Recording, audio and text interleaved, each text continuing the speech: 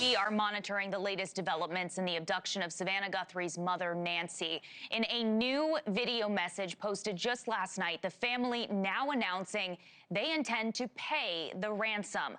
According to one of the outlets that received the initial letter, the deadline is 5 p.m. tomorrow for the payment of $6 million.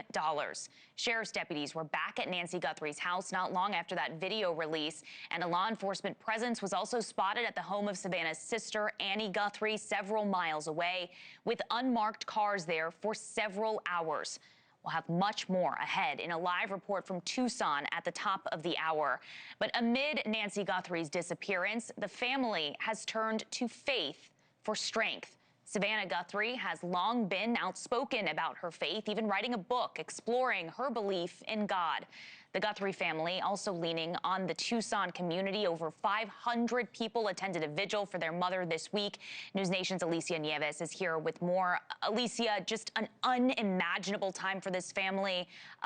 But they are, as we said, really leaning on their faith to get them through this. You have to imagine that is a part of what is keeping them up. And in fact, if you look at the videos that they have released and the posts that they have released since Nancy Guthrie went missing, in almost every video, they mention their faith, really pointing to it as a guiding force for them right now. Savannah Guthrie and her siblings releasing videos this week, just pleading with Nancy Guthrie's captors, including this moment where Savannah just heartbrokenly spoke directly to her mother.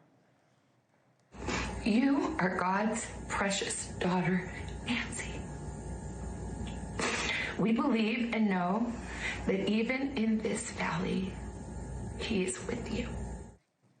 And it was 1 week ago today that at St. Andrew's Presbyterian in Arizona, friends first noticed Nancy Guthrie was missing after she failed to show up for service. Over the past few days, her church has shared tributes online, calling Nancy a, quote, good and faithful servant, while the community has held these vigils at neighboring St. Philip's Episcopal Church. Now, Savannah also called on the public for prayers, writing, quote, we believe in voices raised in unison, in love, in hope. We believe in goodness. We believe in humanity. Above all, we believe in Him. So for Savannah, the spiritual core really isn't new. She has spent years, as you mentioned, opening up about her upbringing and her personal path with faith. I was raised that way, and I almost don't remember a time where I wasn't aware of and kind of having my own conversation with God in my mind and in my heart. Yeah, and Brooke, Savannah's transition from a journalist to now being the subject of a story really has been raw, but she says she is refusing to let her heart grow hard. Again, just absolutely unimaginable, this moment. Yeah, and impressive, too, to a degree, of how they are still leaning on their faith in such a horrific time like this. Savannah Guthrie has also explored her faith as well in a book.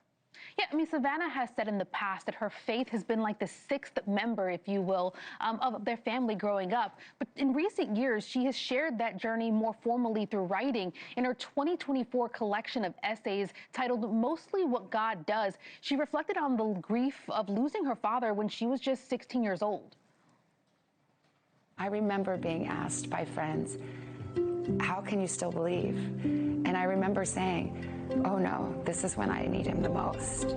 I can't lose my dad and lose God at the same time. And last year, she even released a picture book version for children, aiming to really simplify that core message. God is all around, and mostly what God does is love you.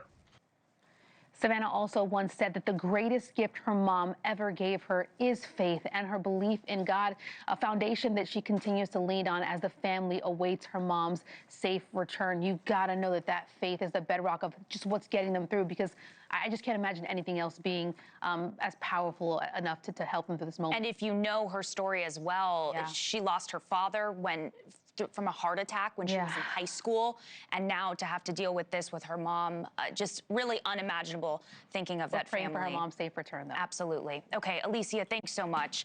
Thank you for watching. Subscribe below and download our NewsNation app right now on your phone, and you will get fact-based, unbiased news for all Americans.